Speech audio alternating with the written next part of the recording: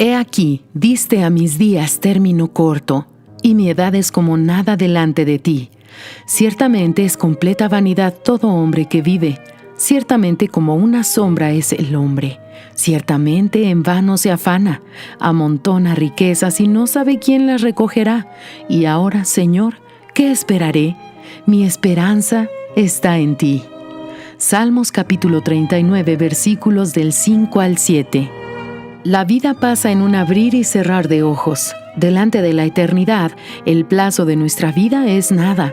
Toda la inquietud de la vida es inútil. El hombre muere y los herederos se pelean para después tirar todo a la basura. Su esperanza no puede estar en resolver sus problemas. Su esperanza no puede estar en amontonar riquezas. Todo pasa.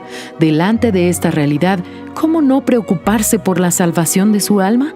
¿Cómo no preocuparse por la vida eterna?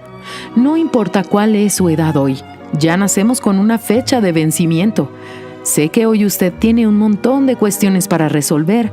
Sé que hay situaciones urgentes, sé que quizás haya recibido un ultimátum. Sin embargo, necesito avisarle que usted ya recibió otro ultimátum el día que nació. La muerte es una certeza. Puede ser hoy, puede ser mañana, puede ser dentro de 50 años, pero vendrá. La pregunta que debe responderse a sí mismo hoy es: ¿hacia dónde va su alma? Si usted tiene la certeza de su salvación, debe desarrollarla. Mantenga su fe en alza, su relación firme con Dios. Si su respuesta es no sé, aún hay tiempo. Cuando la persona muere, su alma irá hacia donde ella eligió. Si aquí en la vida vive para la injusticia, entonces no puede esperar pasar la eternidad en un lugar de justicia.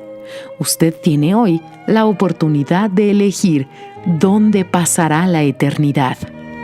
Fragmento del libro El Pan Nuestro para 365 días del obispo Edir Macedo.